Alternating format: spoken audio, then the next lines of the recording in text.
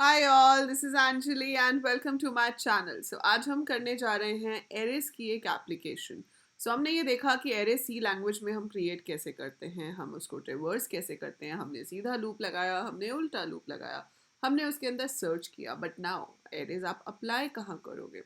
बहुत सारी जगहें हैं जहाँ पर हम एरेज को यूज़ कर सकते हैं। फॉर एग्जाम्पल हम स्टूडेंट रिपोर्ट कार्ड बना सकते हैं, हम शॉपिंग बिल बना सकते हैं, हम इलेक्ट्रिसिटी बिल बना सकते हैं। वो मल्टीपल यूजर्स, राइट? तो मान लो कि मैं आज एक बनाना चाहती हूँ शॉपिंग बिल, जहाँ पर कोई शॉपिंग करने गया है और शॉपिंग करने गया है तो वो एक से ज़्यादा प्रोडक्ट्स खरीद सकता है। तो कितने प्रोडक्ट्स खरीदे और उसकी क्या क्या कॉस्ट है वो सब हम पूछेंगे यहाँ पर, और उसके हिसाब से पूरा आपको बिल बनाकर देंगे। ठीक है? तो वो जो है हम कहाँ स्टोर करेंगे? एरे के अंदर। So that is our focus कि हम एरे को कैसे यूज़ करने वाले हैं। तो हम यहाँ पर क्या करते हैं, हम यहाँ पर उससे पूछ लेते हैं भाई टोटल बिल में कितने प्रोडक्ट्स खरीदे हैं। जैसे आप रिलायंस में जाते हो, आप बिग बाज़ार जाते हो, कहीं पे भी जाते हो जहाँ पर आपकी बिलिंग होती है कंप्यूटराइज, तो नंबर ऑफ काउंट भी लिखा आता है ना कितने प्रोडक्ट्स हैं।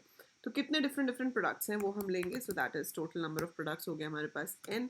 एक लूप चाहिए होगा आई, एक हमें टोटल बिल निकालना होगा तो उसके लिए हमने टोटल ले लिया। अगर आप कोई डिस्काउंट वगैरह दे रहे हो तो आप वो भी ले सकते हो। That is totally up to you. मान लो कि मैं 10% का डिस्काउंट भी दे रही हूँ, और फिर हमारे पास आ जाएगा नेट अमाउंट जो हमें पे करना है। ठीक है? इसके अलावा मुझे चाहिए हैं एरेज, क्योंकि जितने प्रोडक्ट्स हैं उनके कॉस्ट होंगे, उनकी क्वांटिटी होगी। ठीक है? अभी हम नाम नहीं ले रहे हैं प्रोडक्ट का क्योंकि हमने स्ट्रिंग्स नहीं किया है। तो सी लैंग्वेज में आप अभी तक अगर कैर लेते हो तो आप उसमें एक कैरेक्टर स्टोर कर पाते हो, but if you have to store names तो उसके लिए एक अलग तरीका होता है जो हम आगे जाके डिस्कस करेंगे। तो अभी हम प्रोडक्ट आईडी ले रहे हैं या प्रोडक्ट नंबर ले रहे हैं। ठीक है? सो हम यहाँ पर प्रोडक्ट कोड ले लेते हैं। तो मैंने एक ले लिया P code. Let's say product code maximum मैं कह रही हूँ कि 10 प्रोडक्ट्स हो सकते हैं। आप चाहो तो इस साइज़ को बड़ा भी कर सकते हो, या 20 ले लो, चलो मैक्सिमम 20 प्रोडक्ट्स हो सकते हैं। प्रोडक्ट कोड हो गया। देन इनका हमको चाहिए होगा कॉस्ट, और इनका हमको चाहिए होगा क्वांटिटी। तो मैंने ये एरेज ले लिए और इनका रिस्पेक्टिव अमाउंट, अमाउंट के लिए भी एक एरे ले लिया। चार एरेज मैंने यहाँ पे लिए हैं और ये नॉर्मल वेरिएबल्स लिए हैं। ठीक है? जिसमें से जो टोटल है वो हमारा इनिशियली ही 0 होगा। अब पहली चीज़ मैं यूज़र से पूछती हूँ कि how many products are there. तो यूज़र से हमने पूछा कितने प्रोडक्ट्स हैं, और वो प्रोडक्ट्स हमने एन में रीड करा लिया कि कितने प्रोडक्ट्स हैं। मतलब अब जो मेरा कोड है वो एन टाइम्स रिपीट होने वाला है। तो मैंने यहाँ पर पूछा एंटर दी शॉपिंग डिटेल्स। ठीक है? अब मैंने यहाँ पर एक लूप लगाया, क्योंकि एरे है तो देखो हमेशा लूप में प्रोसेस होगा, है ना? एरे को आप चाहते हो कि हर एक एलिमेंट पे वो काम हो, तो हर इंडेक्स पे अगर वो काम मुझे चाहिए, so it has to be within the loop. So for I is equal to 0, I less than N, I plus plus, मैंने पूछा एंटर दी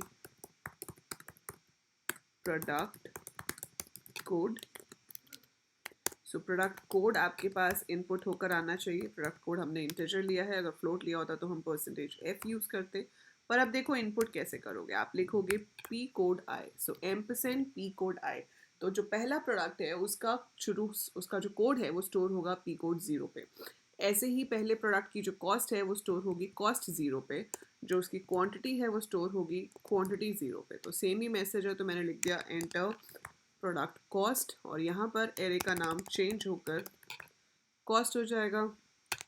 और then we will have quantity, so it will change to QTY, and QTPy नहीं है, QTY है ना? लगता QTPy है।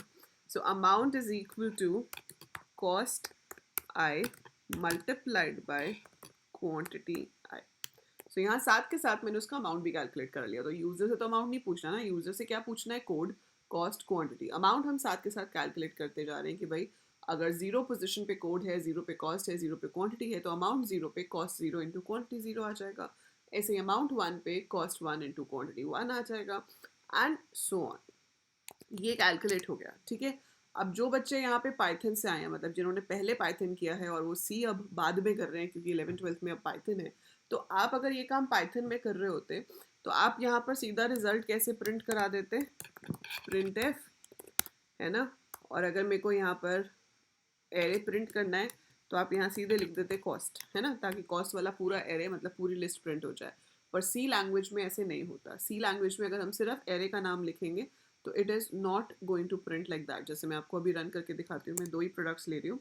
उसने बोला एंटर द शॉपिंग डिटेल्स, मैंने कोड एंटर किया 101, प्रोडक्ट की कॉस्ट है 14, क्वान्टिटी है 2। फिर से प्रोडक्ट कोड आ गया, मैंने एंटर किया, आई एम गेटिंग इट। ठीक है, तो ये मेरे पास जो रिजल्ट आ रहा है, एंटर दी क्वांटिटी। अब इस रिजल्ट के बाद आपके पास कुछ भी प्रिंट नहीं होके आया। तो ये परसेंटेज डी कॉस्ट से कुछ भी प्रिंट नहीं हुआ है। इट्स नॉट प्रिंटिंग एनीथिंग, क्योंकि एरे को ऐसे प्रिंट नहीं कर सकते। अगर आप दूसरे कंपाइलर्स में काम करोगे तो वो एक्चुअली में इसका बेस एड्रेस प्रिंट कर देगा कि मेमोरी में जो आपका एरे है वो कहाँ से शुरू हो रहा है। सो it will print that address. पर मुझे वो नहीं प्रिंट कराना, मुझे तो प्रॉपर बिल प्रिंट कराना है। तो मैं चाहती हूँ कि बिल जैसा कुछ प्रिंट हो। तो मैंने यहाँ पर ऐसे एक लाइन सी बना दी, ठीक है, और फिर यहाँ पर लिख दिया p code, then I give \t, then I write cost \t, quantity \t, amount, ठीक है, and then new line, this should be printed on the next line। उसके बाद ये सेम लाइन मैंने यहाँ से पेस्ट करा दी, ठीक है, ताकि थोड़ा दिखने में अच्छा सा दिखे। और अब आपको ये सबको प्रिंट कराना है तो आपको लूप फिर से लेना पड़ेगा। I is equal to 0, I less than n, I plus plus। So we have to take the loop again। तो हम ये लूप दोबारा से लगाएंगे और इस लूप के अंदर मुझे अब प्रिंट करवाना है। तो आपको प्रिंट कराना है परसेंटेज डी मतलब पी कोड, फिर से परसेंटेज डी, फिर से परसेंटेज डी, और फिर से परसेंटेज डी। सो \t का मतलब होता है टैब। तो मुझे पहले क्या चाहिए, पी कोड आई, फिर क्या चाहिए, कॉस्ट आई, फिर चाहिए क्वांटिटी आई, और फिर चाहिए amount I. So think amount के लिए मैंने यही नाम दिया है, यस, ठीक है। And then I close the loop. अब हम रन करके देखते हैं अब कैसा आउटपुट आएगा। सो अगेन मैंने बोला कि 2 प्रोडक्ट्स हैं, 101, product cost is 100, 2 is the quantity, product code is 102, cost is 50, quantity is 4। So if you look at this, तो ये ऐसे दिखा रहा है। अलाइनमेंट थोड़ी सही नहीं है, but yes we are getting the output, है ना। तो आपको अलाइनमेंट सेकेंडरी चीज़ है, वो मैं अभी आपको दिखाती हूँ कैसे होगी। बट आपने यहाँ पे देखा कि हमने ये एरेज लिए थे, हमने पूछ लिया उससे how many products are there. तो लूप के अंदर ही हमने इनपुट कराए ताकि 0 पोजीशन पे फर्स्ट प्रोडक्ट की डिटेल्स आ जाएं, 1 पोजीशन पे सेकंड प्रोडक्ट की, 2 पे थर्ड प्रोडक्ट की, एंड सो ऑन।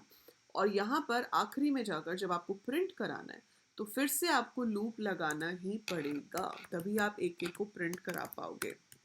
और टोटल निकालने के लिए हम total plus equal to amount I कर लेंगे। And if I have to print the total, so मैं यहाँ पर प्रिंट करा दूंगी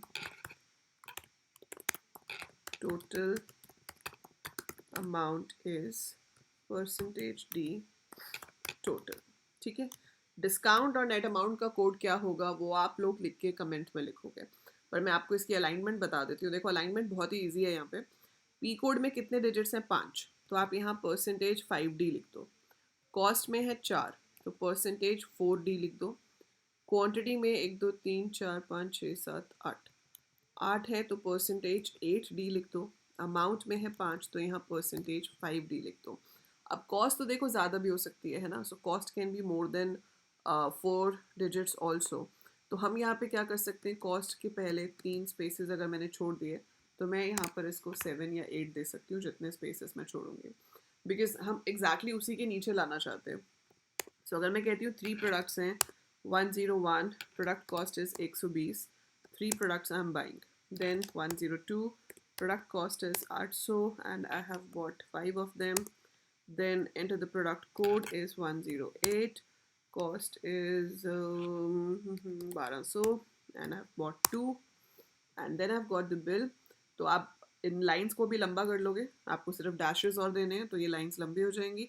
and now we are getting a better looking bill.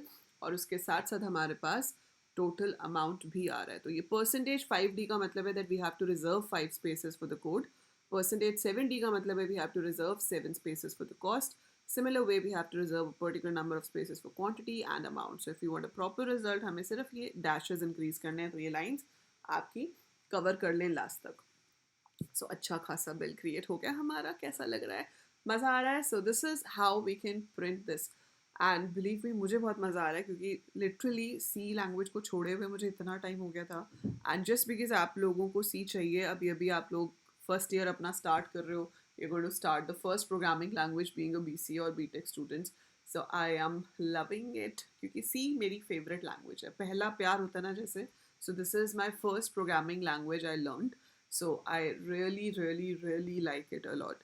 So और बहुत अच्छी है। जब आपको समझ आएगी, जब मज़ा आएगा कोडिंग करने में, you'll also realize that it's very good, है ना।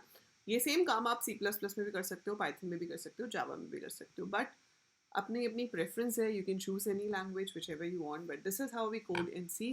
तो मैं आपको एक बार कोड शुरू से दिखा देती हूँ। तो हमने यहाँ से शुरू किया, एरेज डिक्लेयर किए, वेरिएबल्स डिक्लेयर किए, यूज़र से पूछा कितने प्रोडक्ट्स हैं, फिर हमने लूप लगा के उनकी डिटेल्स को इनपुट करवा लिया, ठीक है। यहीं पे साथ में अमाउंट कैलकुलेट कर लिया और फिर मैंने उसको ऐसे प्रिंट करा दिया। अब इसके आगे का थोड़ा सा कोड है जिसमें आपको डिस्काउंट और नेट अमाउंट निकालना है, जिसमें ऑब्वियसली कोई लूप की ज़रूरत नहीं है, कोई कंडीशन की ज़रूरत नहीं है। आप सिंपल यहाँ पे डिस्काउंट निकाल सकते हो। चलो ये मैं कर ही देती हूँ, है ना। अब इसमें बचा ही गया है। सो 10 इंटू टोटल अपॉन 100।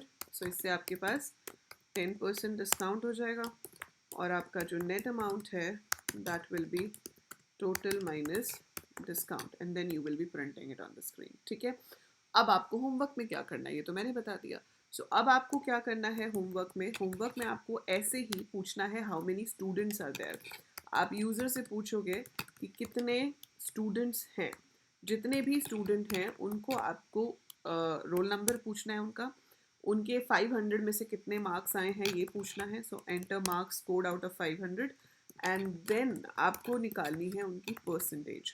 सो आपको प्रिंट कराना है ऐसे ही जैसे मैंने ये बिल प्रिंट कराया है, आपको प्रिंट कराना है उनका report card kind of thing, कि स्टूडेंट का एडमिशन नंबर आ जाए, उसके टोटल मार्क्स आ जाए, सामने उसकी परसेंटेज लिखी हुई आ जाए। सो ट्राई दैट, उसे बना के देखिए एक बार, और उसका जो कोड है वो आप पेस्ट कर सकते हैं कमेंट्स में या टेलीग्राम पे भी मुझसे शेयर कर सकते हैं। टेलीग्राम का ग्रुप का लिंक डिस्क्रिप्शन में गिवन है, सो जॉइन दैट एंड या I'll see you soon. Bye for now. Take care all of you. And जाने से पहले वीडियो को लाइक ज़रूर कर देना, write some comment and share the video with all your classmates, all your batchmates, college mates, everyone who's interested in programming, क्योंकि ये placements के लिए भी बहुत ही important language है. Bye for now.